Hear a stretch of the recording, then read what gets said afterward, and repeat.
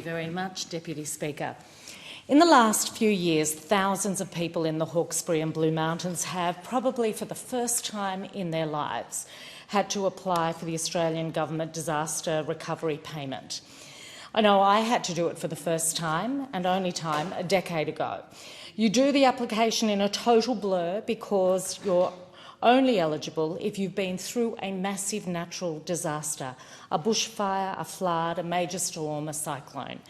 You apply in a traumatised state, and even though you might sound coherent to the outside world, in fact inside you're thinking you've possibly just lost every possession you ever owned, including your home, or at the very least have no idea what is salvageable and what isn't.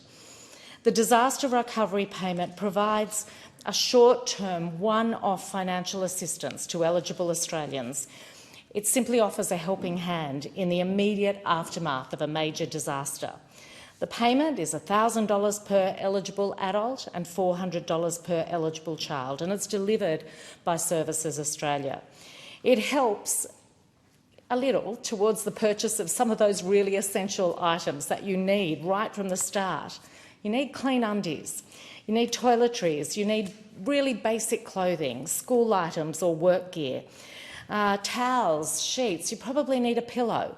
Whatever is needed in the immediate aftermath of an event, it's there to be used to help Australians and their families recover. Now, the Hawkesbury and Blue Mountains have had multiple disaster declarations in the last few years. In the Hawkesbury in 2019-20 in the bushfires, 10,000 adults and children were eligible for the disaster payment. That was worth $9.5 million. In the mountains it was 14,000 adults and children, and that was a $12 million payment that went to those individuals, $1,000 at a time or $400 at a time. We've also had storms and floods. For the Hawkesbury in 2021, the floods and storms led to 6,400 people being eligible for $7 million of payments. In the March 2022 floods, 17,000 people were eligible, and that was $19.5 million that helped people just get through that immediate aftermath. In the June 2022 floods, 16,000 people were eligible, and that was $18.8 million to support those community members. For the Blue Mountains in the 2021 storms, 3,000 applications were approved at a cost of $4 million. The 2022 March storms saw 11,000 applications, resulting in $13 million of payments. In the 2022 June storms, 8,000 applications with payments of $9 million. Now, we saw the huge demand through all of that was put on staff at Services Australia, where they were largely manual processing of many of those claims. This legislation is about providing objective criteria on which to assess claims for disaster recovery payments so that we can support the increased use of automatic decision-making.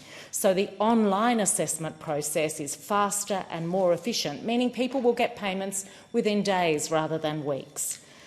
The use of automation allows a person to enter their information to claim a payment, and a computer will check that information within certain limitations or business rules. Now, if the information provided does not meet a business rule, it will move out of the automatic decision-making system and the claim will be assessed manually. Not meeting those business rules does not mean a person won't qualify for the payment necessarily. Everybody's circumstances are unique. No one will have their claim for disaster recovery payment rejected through automation.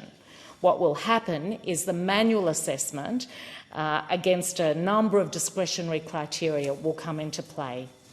Now, it's really important that we have these changes in place before the next high-risk weather season, which is virtually upon us, formally starting on the 1st of October. Services Australia needs to be able to have tools to process claims quickly. This bill will help achieve that for claims that meet the qualification criteria introduced by the bill. For Australian citizens or a person on a certain visa who has spent a particular amount of time in Australia before the major disaster, or for people who care for a child or children who are adversely affected by a major disaster. This may well help speed up the claims process. We all hope we won't need to use it, but we all know that disasters will continue to happen right across the country. This will provide the government with a clearer ability to quickly and efficiently support communities affected by disasters, which is our government's absolute priority, particularly when the scale of disaster is beyond the capacity of the state or territory government. So I commend this bill to the House.